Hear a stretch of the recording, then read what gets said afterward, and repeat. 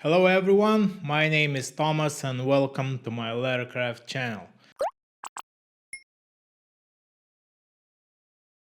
It's been a while since you last time saw my face on your screen.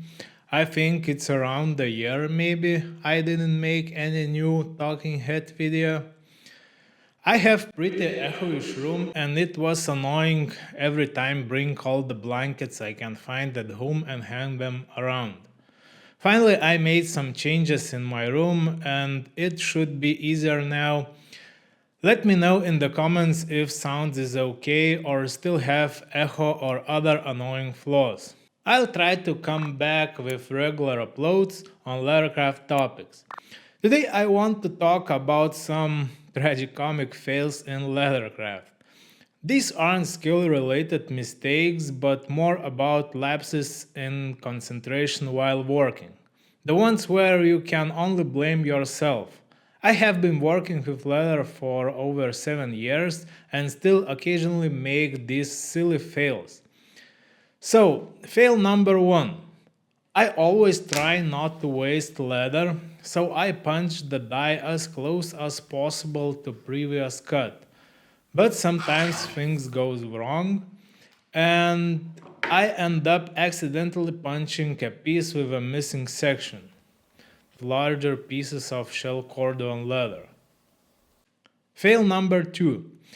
This one doesn't happen often. I have only done it a few times, but it's very annoying because it usually happens at the end of the crafting process, resulting in wasted time and materials. It happens during stitching when I pull the thread too hard, cutting the tiny leather strip between two stitching holes.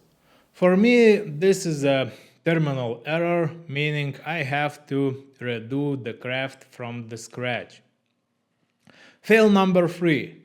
This one is also related to thread and stitching, but at least it's not a fatal. It usually just costs me extra time. I'm talking about those times where I have been hand stitching for an hour or more, only to realize I'm a few centimeters short on thread. I keep notes on how long my thread needs to be for each of my crafts, but somehow I still manage to cut it too short sometimes. The funny thing about hand stitching is that unstitching the seam takes about as long as stitching it. So in the end, you spend 3 times more time just because of a missing few centimeters of thread. But at least the craft isn't ruined. Fail number 4. This one is due to complete lack of concentration, like when I stamp a leather piece upside down. And yes, it happens occasionally.